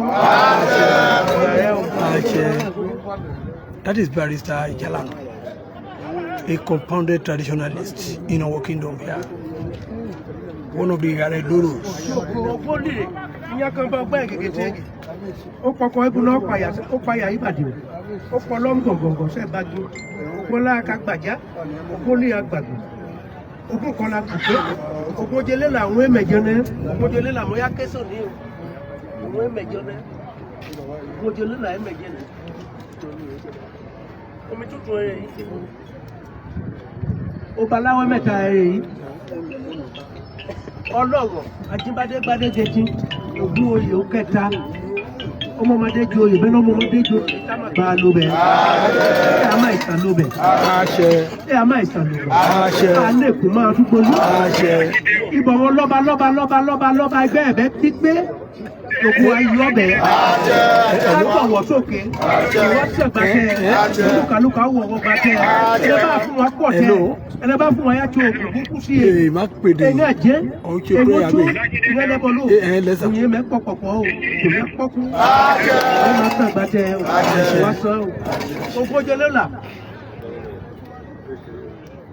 àwọn yá ńlá sọ̀ wọn yé pọ̀ nẹ́bẹ́lẹ́pin náà rọ̀ yìí ẹ̀jẹ̀ níyàwó mọ́. Ayáradó ẹ̀yà mẹ̀jẹ̀rán. Ibòkíbo yọ wọn bẹ̀rẹ̀ lèṣe sí. Ayáradó ẹ̀yà mẹ̀jẹ̀rán. Òní olóòní yìí ohun ìmọ̀ bẹ̀rẹ̀ jẹ́ o.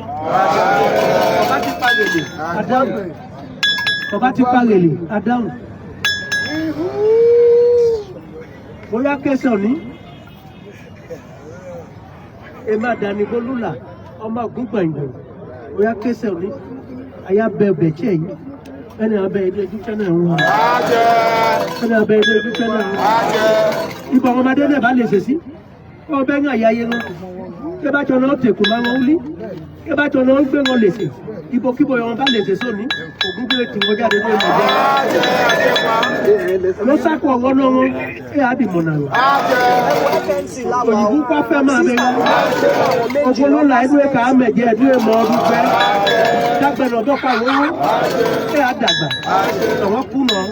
Èrò yẹ bẹ́ẹ̀ rẹ̀ ọ̀tá ríro Yorùbá ń wọn. Kọ́n bá jáwọ́ ní Ògúndóye káwọ́ wọn. Kọ́n bá máa ti jáwọ́ Ògúndóye ká pamọ́ pátápátá. Lọ́wọ́ tó wọ aṣọ ọmọdé wò ránù. Lọ́wọ́ bàjẹ́ wò. Lọ́wọ́ sẹ́gbọ̀n wò. Ogún Tìláwòye. Àfẹ́mọ náà rè yìí. Ẹnì ẹ̀mọ́ tí kojú bẹ̀rù láti pa wọ́n o. Ṣé bá tí ọmọdé rè dúró pọ́kú? Ṣé bá tí àgbà rè dúró pọ́kú? Ṣé bá tí àgbà rè má dúkú ìbẹ̀rù rẹ̀? Dúkú kò jìjì. Ṣé bá tí ọmọdé rè dú má dàgbà? Onílò níyì dára tọ̀wọ̀. Ara bẹ́ ti tọ̀ lọ́wọ́ ara ká tọ̀wọ̀. Ẹni bá ti fi wọn gbé nira tọ̀wọ̀. Dọ́lọ̀wọ̀ ráyè kásákáká. Ògúndóye kà á pọ́kú o. Wé fínà máa bẹ́ẹ̀ ẹmọ tí fojú o. Ẹmọ náà wọn á ṣe síbẹ̀ yìí o. Ẹ̀yin àlejò. Fílẹ̀jọ́ lọ́kọ̀ ẹ̀. Ẹ bá ti gbọ́ èrè. Ẹ bá ti gbìrà èrè. Ẹ bá ti gbìrà èrè. Ẹ bá ti gbọ́ èrè. Ẹ bá ti gára èrè. Gbogbo kí mo yẹ bẹ̀rẹ̀ sí. Ọ̀dọ́ mi yé mi.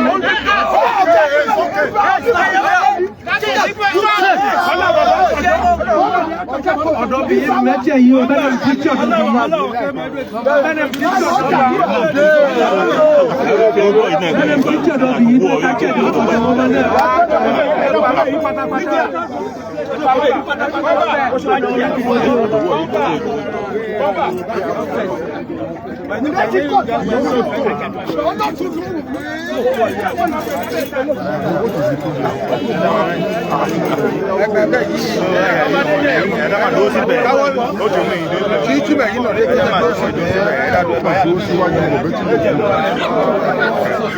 They wanted to kill that cock.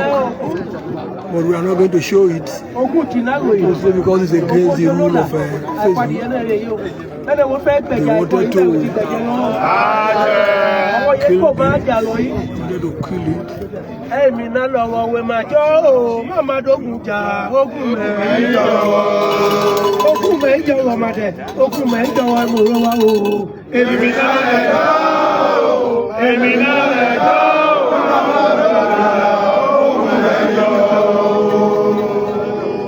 Ti fún wa mógún jọ̀wọ́ Ògún ojolola ló e ka po be meja ko e be we ma meje e po tulituli e po tinatina ke ba ne gba lufu ke ba ne wo lo e ju dale owo ye gbeja won e olopa e ni soja e ohun eri ba won mo nego tun mego na eri ba won edi wo pe amutogwa achoma ameyin ajuya Ugbenya ye edwe mjuya. Ugbenya ye edwe durare.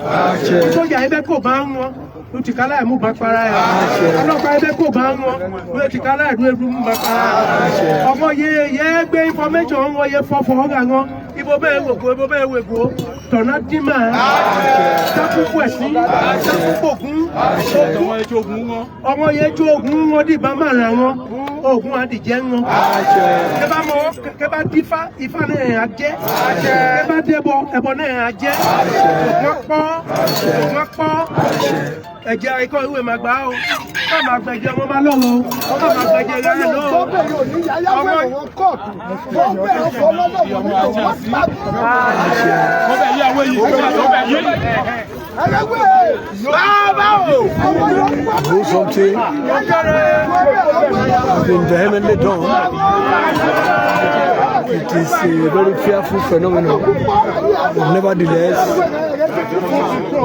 a very tough area is where you found.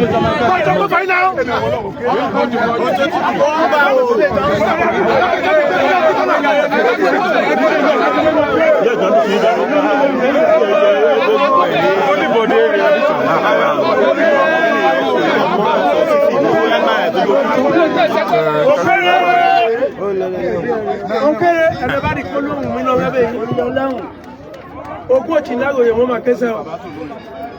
Ogo chinago ye mo kese o. E chidale yo do wo mo kese o. Ojo bubu we do lo wo sibe. Ajimeji Olatubosun, thank you for joining us here.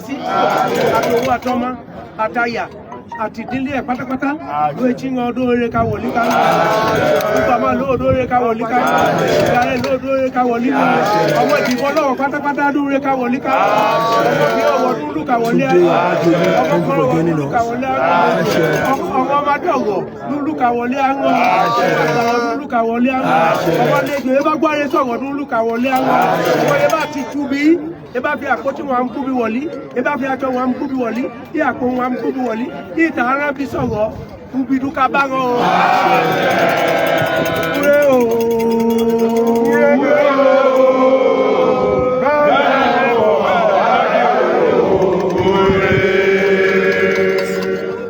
Ọlọ́run ayé gbogbo ọlọ́run. Agbádìí yẹn.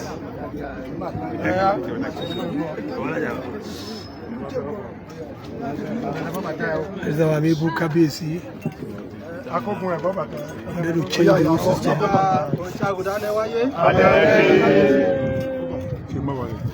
Ojúbà òrìṣà Odánéwáyé. Ojúbà òrìṣà Odánéwáyé. Ojúbà Ògún o. Ojúbà Amadé. Àgbààgbà. Ojúbà àwọn alágbá ayé gẹ́gẹ́. Gẹ́gẹ́ àdúrà yà àti ẹbí tí ebe náà tì ní. Gẹ́gẹ́ àti gẹ́gẹ́ rẹ̀ o. Òrìṣà Odánéwáyé Musa tiẹ̀ o. Ògún Musa tiẹ̀ o. Àwọn alágbá ayé Musa tiẹ̀ o. Gẹ́gẹ́ àdúrà yà àti náà tò ní. Wọ́n fọ ọ̀rọ̀ yìí tẹ́ gbọ́ ògún pọ̀ wọ̀. Nínú tò ní yàyà mògùn sí i. Ọ̀rọ̀ yẹ bẹ́ẹ̀ ṣe pátápátá yẹ bá rònà kù wàdà látò ní lọ gbèdé àdúrà ní búkú yà á ṣe wọ́n tò ní. Kó tọ̀rọ̀ kó ti Nàìjíríà kó ti lóyìnbó ibẹ̀ ti fọ wọn ka ìgbéró kaná ń ṣẹ́sọ̀ wọn ẹlẹ́gbọ̀n kùkù dọ́mdọ̀rọ̀ arú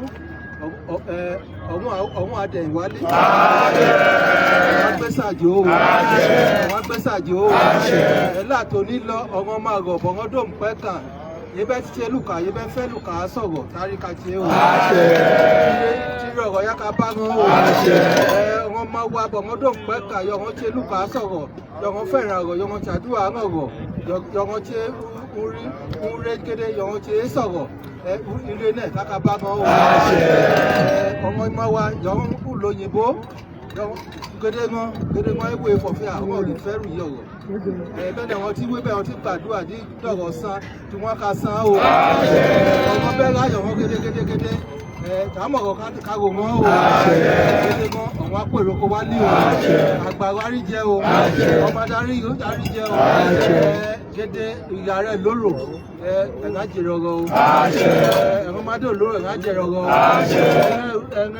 ẹ̀dìbò lọ̀rọ̀ ẹ̀ka jẹ̀rọ̀rọ̀ ọmọ máa wá bọ̀ wọ́n dùn pẹ́ kan láyé kẹwọ́n àrí ṣe o pé àyè bá fọ́hùn nẹ̀nẹ̀ jáwọ́ ubi akaba ŋɔ òòtsà òde dáná wáyé bá mi wé bẹ́ẹ̀ o ògùn bá mi wé bẹ́ẹ̀ o ìbàmádé kọ́lá gbára ògùn òye bá mi wé bẹ́ẹ̀ ọlọ́ ògùn òyò kíná bá mi wé bẹ́ẹ̀ adé bá mi wé bẹ́ẹ̀ ọlọ́wọ́ kòdó bá mi wé bẹ́ẹ̀ ọlọ́wọ́ asosọ́mọ́ bá mi wé bẹ́ẹ̀ gẹ́gẹ́ ọlọ́wọ́ yóò ti jẹ́ pátápátá àjàgbùsì ẹkùn eléwo okùn ìmàdẹ̀ gẹ́gẹ́ pátápátá bọ̀ngàn gánà tó ní wọn bá mú ẹbẹ̀ tuntun wo akárọ̀ rọ̀ ọ́ tó ní lọ ó dẹ̀rọ̀ gbọ̀ tó ní lọ ó dẹ̀rọ̀ gbọ̀ bẹ́ẹ̀ni gbé yẹ bá ṣe pẹ́kẹ́ fọ́ ibi wọn á ṣe sọ̀rọ̀ wọn á yìnbọn orí wọn wọn ń pè ó wọn bá tuntun o owó ibà àríbẹ̀ o alẹ́ yìí mo gbọ́sẹ̀ lé yóò bá mú ẹbẹ̀ o alẹ́ yìí mo gbọ́sẹ̀ lé yóò bá mú ẹbẹ̀ o bẹ́ẹ̀ àrí o ó ti aago òdánibáyé bẹ́ẹ̀ àrí o.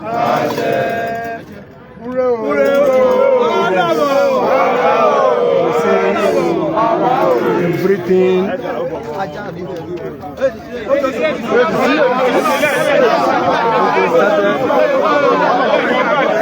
Kábíyèsí the crown everything hall. We cannot be witnessing feeling of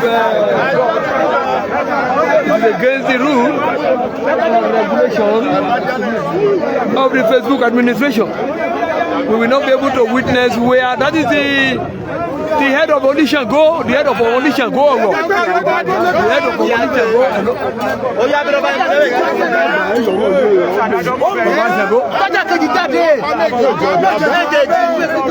they said they wanted to we will not be able to see it. It is against the rules. They wanted to be demolishing all these things there. It's against the rules of anything. We cannot kill animal. I don't know. Everything has dramatically decided to be changing here in Owo Kingdom, purposely because of the evildoers. Those who are conspicuously trying to demolish the name of Owo Kingdom. Our Mebu Kábíyèsi said they needed to do some sacrilegious prayers, which has been going on in Owo Kingdom. They wanted to do something to that dog, but I don't think I will be able to let you peruse or see what they are going to do with the dog, because they call the dog Ẹran Ògún. So because it's Ẹran Ògún, that is why they are taking it away. So God Almighty will continually continue to bless and guide us. In the morning we are all going to be blessed. In the afternoon we are all going to be blessed. I am happy everything went on executively well.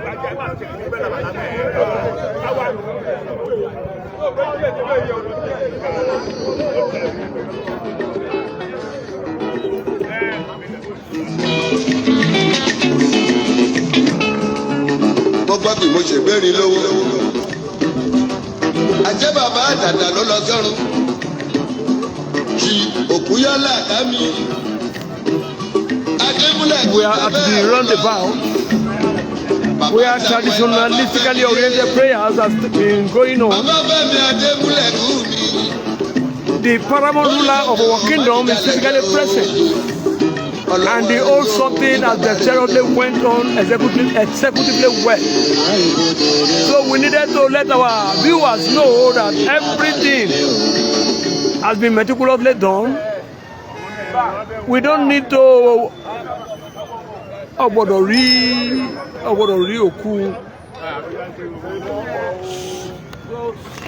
yes. That is the Baba Shogo of our kingdom. It's a twins, but knew the nitty-gritty of what we call.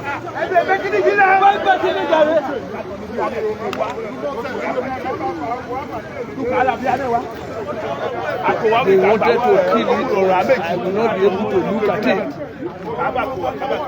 We are live at the Okemakpo in our kingdom, where all the traditionalistically oriented prayers as conspicuously take place. I told you yesterday that Owo is peaceful. There are no cataclysm any longer, no topsy-turvy, no ugly political shenanigans anywhere in our kingdom. Purposely because Kábíyèsi was putting on the black regalia purposely because of all the ugly incidences that happened in our kingdom. So we appreciate every individual that has deliberately decided to come and follow the Kábíyèsi, our Kábíyèsi, down to this place for that hegemonial prayer. You will see that the economic activities that started going on Ogwagbe, all of our women are in Ogwagbe. Marua people are doing their work executively. The Federal Road Safety Corps, they are meticulously around. They are very, very perfect. We appreciate all our security agencies. From Division B, they came just to maintain absolute peace, and peace has conspicuously returned to our kingdom. So let me quickly follow our Kábíyèsi down to the palace so that we can be able to peruse our amiable Kábíyèsi executively. Let me quickly follow our amiable Kábíyèsi down to the palace. Yes, you will see the first time in the history of our kingdom that Kábíyèsi will go gaga. Yes, very, very unhappy. He said no. That is the first time in history that Kábíyèsi will be very, very, yes. Ogbe Adabai. So then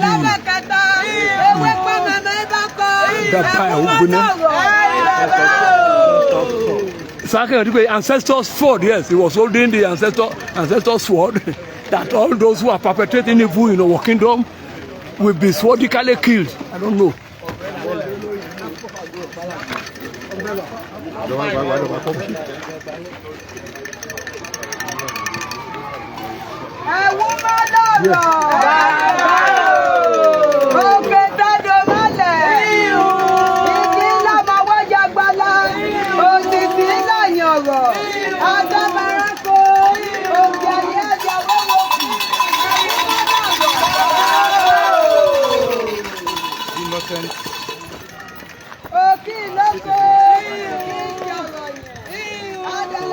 We see all the loyal chiefs have deliberately decided to follow our amiable Kábíyèsi. The whole something started well. So we appreciate God. Thank you.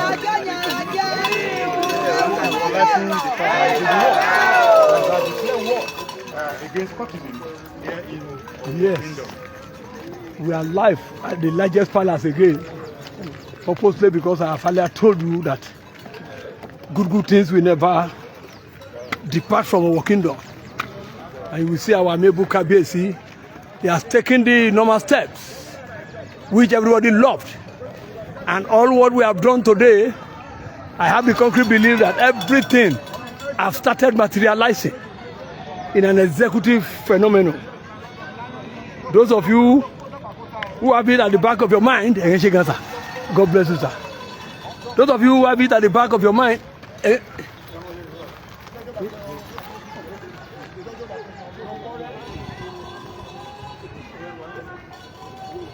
is a Ejikwan.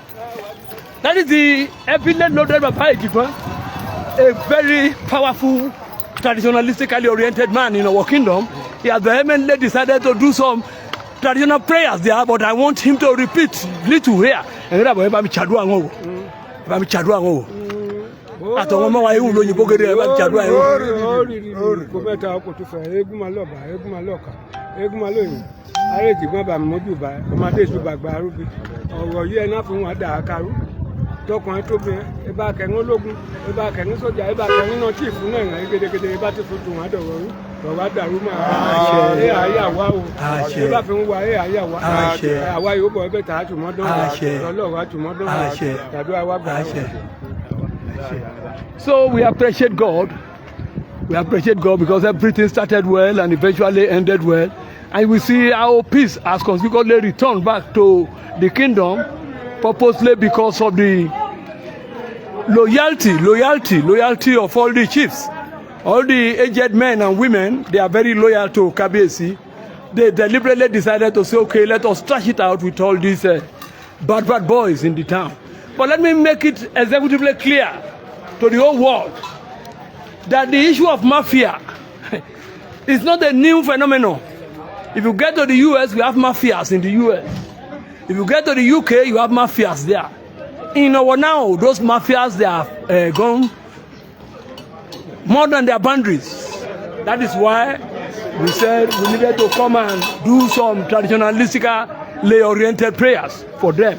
So the issue of cultism started years ago, under the hegemony of a heavily loaded professor who started doing something right away from the University of Ife. They called them the pirates. Their minds of forming this thing then was to fight for human rights. But nowadays, our youths have decided to bastardize the whole phenomenon. They turn it to dehumanizing the society. Purposely because of the dehumanizational phenomenon they added to it. Our Kábíyèsi said we will not allow anybody to be killing anybody in our kingdom. So we have gone purely traditionalistic here. You will see Dr. Obanoye, that is the heavily loaded Dr. Obanoye, a compounded traditional ruler, High Chief Ogwata of our kingdom. I told you we attended the Conventional University of Benin, where he had his MBBS, that is medicine and surgery, bachelors of medicine and surgery. And I told you, he has virtually tried.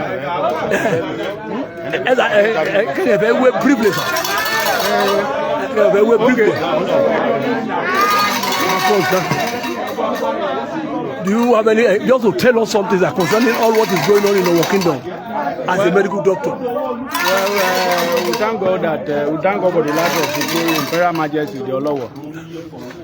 The recent killings in Owo has been disturbing, and in fact, it has been devastating to the inhabitants of the town. For this, Kábíyèsi has been praying in various ways, using the Muslims, using the Christians, and today, to cry it up, the traditionalists were engaged to pray to the gods that all these cultists to be destroyed. So that is why we are all out today, and we thank God we are all with Imperial Majesty to be sure that this thing come to a head. Thank you. God bless you. Your name, sir? I'm Dr. Chief Obanoye Ademola Musa. I'm the Ogwata of both. God bless you, sir. We appreciate it. Thank you. God bless you. I told you he attended the Conventional University of Benin, where he had his MBBS. He's a compounded technocrat, a medical doctor who believes in assisting every less privileges in our kingdom here. Thank you, sir. God bless you, sir. That is the only princess who is a PhD holder in public administration.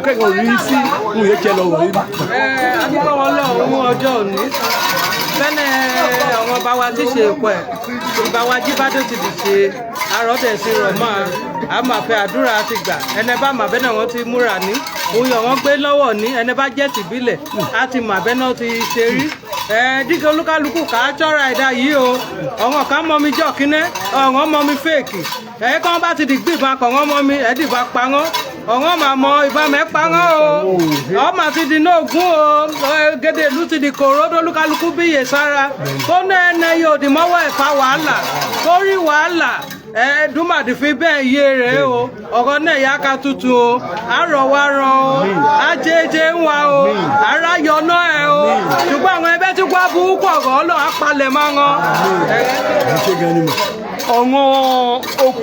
Kojú Olowo, they are all women. I told you, women are perpetual revolution. And it is that element in the whole world which continually destroy and recreate. Nobody underestimates the power of any woman. Mama,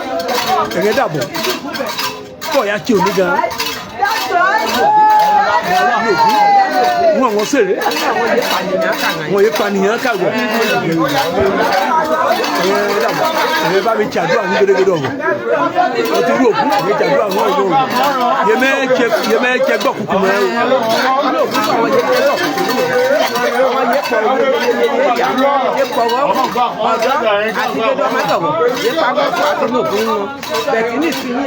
àwa ò fẹ́ gbàdúrà ní kábíyèsí Gbadegesin Ogunoye kẹta ọ̀rọ̀ yà rọrùn ọ̀rọ̀ yà rọrùn ọ̀rọ̀ yà rọrùn tọ́ka balẹ̀ àtúnyẹ báyìí yóò wòye ẹ̀hà nìyàrá gbẹdẹgbẹdẹ ń wá rọrùn káwọn fọkàn balẹ̀ lò káwọn àlàáfíà lò káwọn ẹ̀mí èmi jíjẹ èmi rù dààmú èmi rí wàhálà ọmọ yẹn ní ìyẹn ọmọ bọ́ tùlú náà ọmọ ní tì í jíjẹ ọmọ ní tì í jíjẹ gẹ́gẹ́gẹ́gẹ́ ń lọ bẹ́ẹ̀ ti jẹ pátápátá àgọ̀fẹ́ yìí lọ́wọ́n yé bọ́ ṣe pátápátá lọ́wọ́ mọ́kàn balẹ̀ lọ́wọ́ bẹ́ẹ̀ ṣe pẹ̀lú ìrọ̀rùn bí ọlọ́run lòdù máa ti ṣe bí ọlọ́run lòdù máa ti ṣe ìyọ́ bẹ́ẹ̀ ṣe owó ọ̀dọ́ ọlọ́run lòdù máa jọ pọ́kàn wọn balẹ̀ bí màá dọ́wọ́ ti fún ká jẹ alẹ́ ọ̀bẹ́ náà ti ṣe gan-an bí ọlọ́run lòdù máa ti ṣe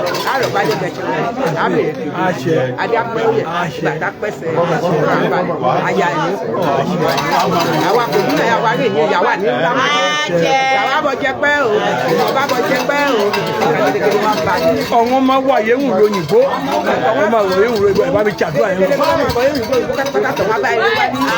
ọmọ yẹn ṣe orí ẹ̀mẹ́ yìí sọ̀rọ̀ tọ́wọ́ àtúbọ̀ ká ṣe tọ́wọ́ àtúbọ̀ ká ní yóò bọ̀ ká tó díẹ̀ yẹn máa ti rí ṣe tọ́lọ̀ ló fi máa rí ṣe kárí ṣe tọ́wọ́ àyè ọ̀rọ̀ sí rere tọ́wọ́ àyè ọ̀rọ̀ sí rere. ẹnẹ ye ńẹ̀yìn ye sponsor mi ikọ̀ Ọláréwájú Aruna ọmọ bàbá Banigba ẹ̀ bá mi ṣàdúrà àwọn olówó lóyìnbó yìí. ọmọ Banigba ló jẹ́ fún òun ó dùn yẹ kí ó gẹ́gẹ́gẹ́ sọ̀rọ̀ yìí tuntun máa ta yé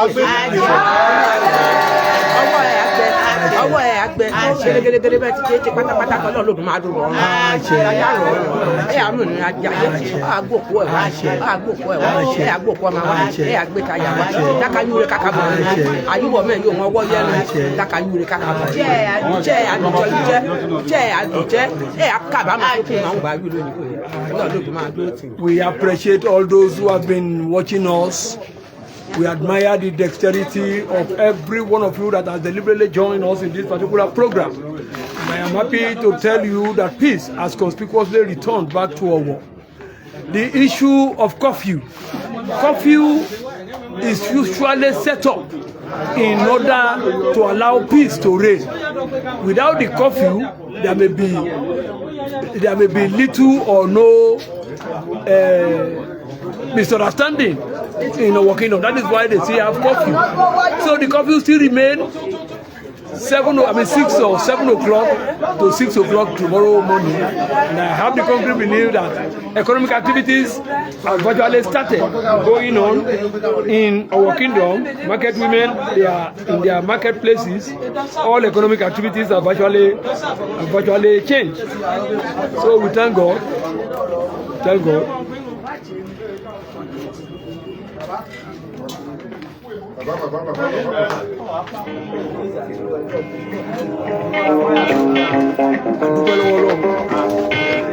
So I admire those of you who have been watching us and following us since.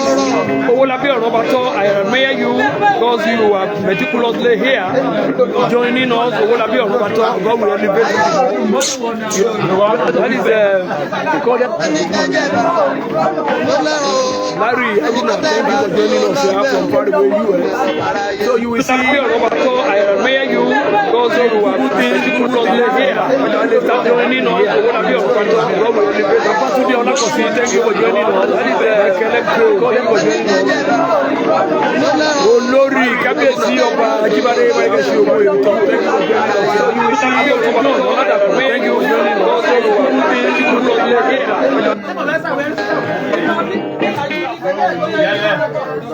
So happiness has been consequently, happiness has taken over the whole of our kingdom again, purposely because they are vehemently brought down what we call traditional nemesis to all those who are perpetrating evil.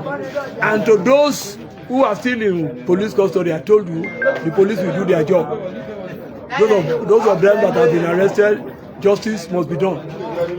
We are not going to leave any stone unturned, purposely because Owo is a great Oceanic city that can neither be juxtaposed nor aberrated with any town in our kingdom. So we thank all our Kábíyèsi. We thank Dr. Ajibade Gbadegesin Owo III. We thank all the other Obas for all their cooperation whatsoever, and we thank his brother, Ojomo Oluga of the Owo Kingdom. Oh, thank him. We appreciate them. We appreciate all other Obas. We appreciate you. So God Almighty will continually continue to bless every individual that has virtually joined us today in this particular program. In the morning we are all going to be blessed. In the afternoon we are all going to be blessed.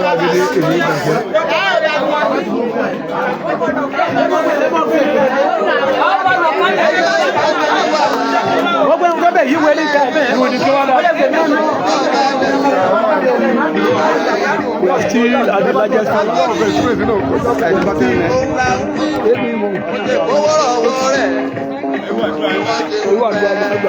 Yes, I told you and I've said it time without number. What is going to be good, we have to pass through a lot of things. Yes, whatever is going to be good in life needed to pass through a lot of horrors. That is what we are witnessing in our kingdom today.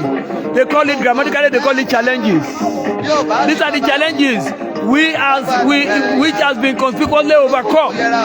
For you to have seen our heavily loaded Kábíyèsi who deliberately out of his own indecisive decision stood up to come and render that heavily loaded traditionalistically oriented prayers in our kingdom, you will know the prayers has been heard. So we thank God. We thank all those who have vehemently joined us in prayer. We thank